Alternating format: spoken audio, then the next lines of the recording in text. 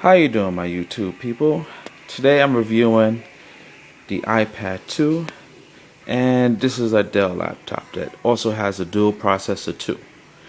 As some of you might know, if you don't know, the new iPad 2 has a dual processor also, and 1 gig of RAM. This Dell has 2 gigs of RAM, and it's a dual processor. Now, this iPad is the 32 gig model 3G, but the entry level one is 16 gigs Wi-Fi for $500. You can get a Dell of this model nowadays for about 500, maybe lower if you really search for it. So, now, some of you might go, why would I pay $500 for, an overgrown, iPod? Well, if you see my other video, you're getting the screen real estate as well as portability, and it pretty much is a computer. It does mostly everything that a regular laptop can do, minus this laptop can play DVDs.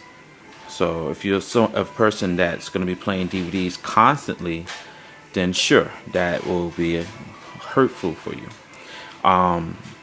The laptop has flash, so if you really heavy flash, you go into a lot of sites that has a lot of heavy flash on there that you need to see, then yeah, the laptop will definitely be probably bad. It'd be probably bad for you to get the iPad. You probably will want a laptop. I mean, there's a few sites I go to that has flash, but it's not going to kill me.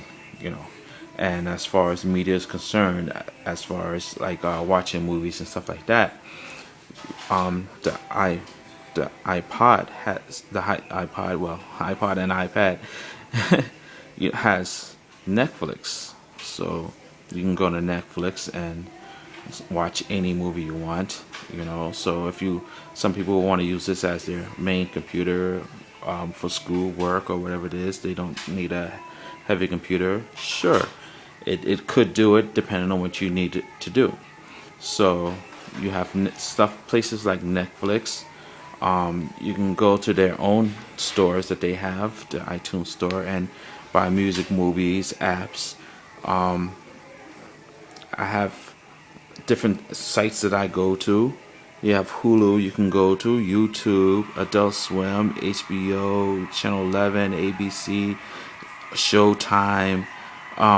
You have there's so many different places you can go to just to watch movies or your favorite TV show while you're on the road.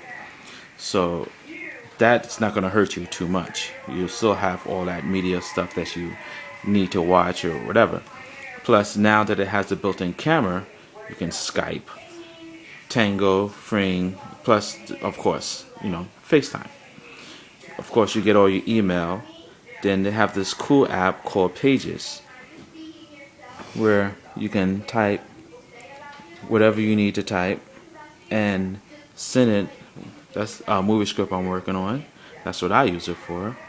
But with Pages, you can use this to type up whatever you wanted to type up and whatever you needed to do. If you're making a flyer, if you're making a book or anything that requires, it's basically a small version of Photoshop. You can insert pictures, and as you can see, the text moves around the pictures. Is really fun to use and really easy to use. And after your work is finished, it's a simple matter of this sending that to your printer and printing it out. And if you don't have a Wi-Fi printer, you can email it, or send it to a computer and then have the computer send it out. But right now we're just talking as if you would use this as your only media computer source. So pretty much the only thing you're losing is flash and the ability to watch DVDs.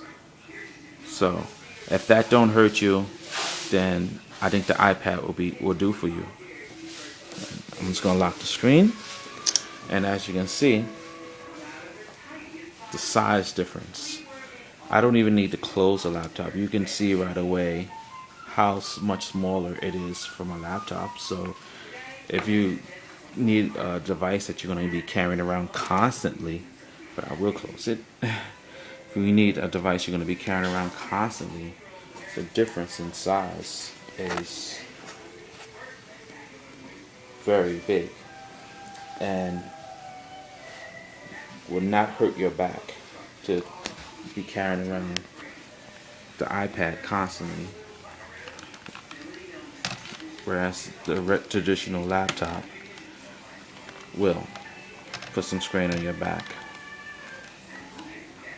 Apparently the lid don't want to open. I guess it's mad I'm talking bad about it. Don't get mad.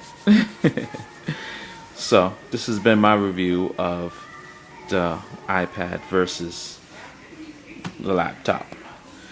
So leave your opinions down below, and please subscribe. It's that yellow button above, either to your left or to your right. And I will see you at the next review.